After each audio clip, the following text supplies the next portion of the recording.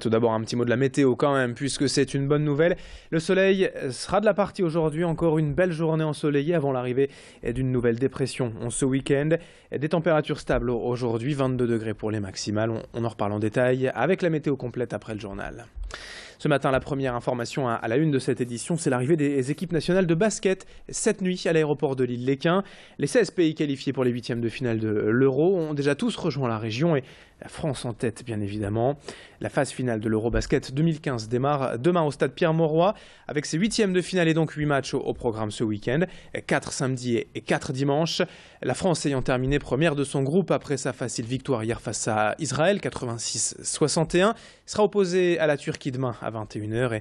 Et pour les supporters, pour info, les joueurs français sont logés en plein cœur du centre de Lille, à l'hôtel Bellevue, si vous souhaitez les apercevoir.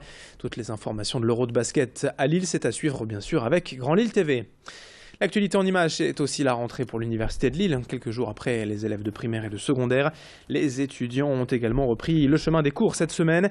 Cette année, les effectifs sont en hausse à Lille 1, 2 et 3. 9600 néo-bacheliers démarrent leurs études cette année. C'est 3% de plus que l'an dernier. Jusqu'au 17 septembre, actuellement, ont lieu les JV, les journées immersion vie étudiante, pour permettre aux nouveaux de s'intégrer et de prendre leurs repères. Quelques nouveautés quand même pour cette année. De nouvelles licences, masters et diplômes universitaires, afin de toujours coller au plus près des réalités d'aujourd'hui. L'université développe ainsi sa logique de pédagogie innovante, moins de cours magistraux et plus de cas pratiques. Explications complémentaires au micro d'Idil Gunaï et de Sophie Laden avec l'un des responsables de l'université de Lille 3.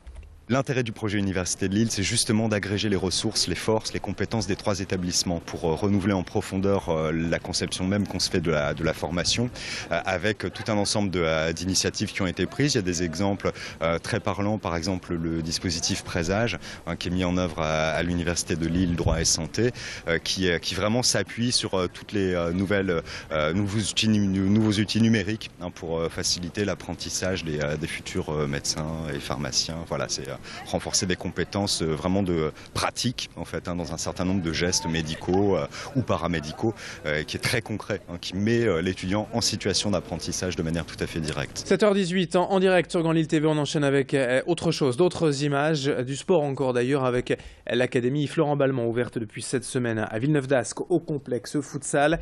Le joueur du LOSC entraîne lui-même chaque semaine des jeunes de 7 à 10 ans.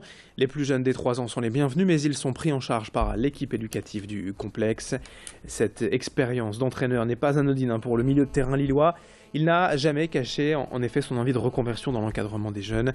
Cette académie Florent Balmont, c'est aussi un projet fédérateur avec la participation d'autres joueurs du LOSC, Rio Mavouba, Marvin Martin, Sébastien Corchia ou encore David Rosenal. Ils sont nombreux à avoir répondu à l'appel de leurs coéquipiers et viendront eux aussi régulièrement entraîner les jeunes de l'académie. 400 enfants sont inscrits pour le moment, mais il reste des places, sachez-le. Écoutez ainsi quelques-uns de ces enfants hier au micro de Xavier Silly. J'ai venu apprendre à un peu mieux faire le foot.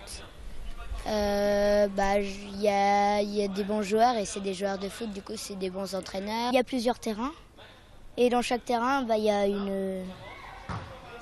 on apprendra un peu les bases du foot. Lille, c'est mon club de cœur depuis toujours et ça me fait extrêmement plaisir de pouvoir rencontrer des joueurs comme Rio Mavouba, Florent Balmont et Martin qui est parti.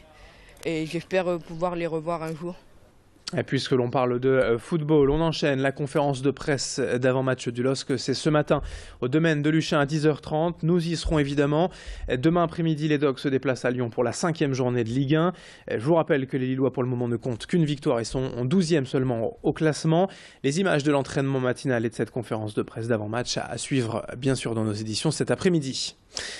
Pour conclure, un peu de détente à l'approche du week-end avec une nouveauté à Villeneuve-d'Ascq, les ateliers couture de Pauline Tout-le-Monde. Ancienne styliste dans la grande distribution, elle vient de lancer ses ateliers Sweet Cousette depuis quelques jours. Pour tous les âges, tout public et tout niveau, des cours de couture, donc de patronage aussi, de stylisme également. Il y a de la customisation, des cours pour enfants, des goûters d'anniversaire, mais aussi des enterrements de jeunes filles et des baby showers. Bref, Pauline a plein d'idées et veut simplement faire partager sa passion. C'est tous les jours du mardi au samedi dans son atelier de la rue des Fusillés à Villeneuve-d'Ascq. Toutes les infos sur sweetcousette.com et avec les explications de Pauline recueillies par Pauline Lermite. J'avais envie de donner du sens à ce que je fais, d'où l'importance pour moi de créer de l'échange et du lien social, et puis de transmettre aussi. Et puis, je pense que tout ce qui est faire soi-même, c'est un vecteur de bien-être aussi.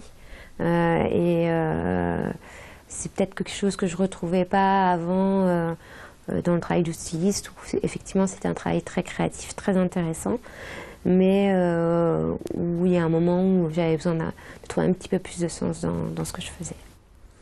Vendredi 11 septembre, 7h21 en direct sur Grand Lille TV. On se retrouve dans un instant pour vos prévisions météo et votre infotrafic en temps réel.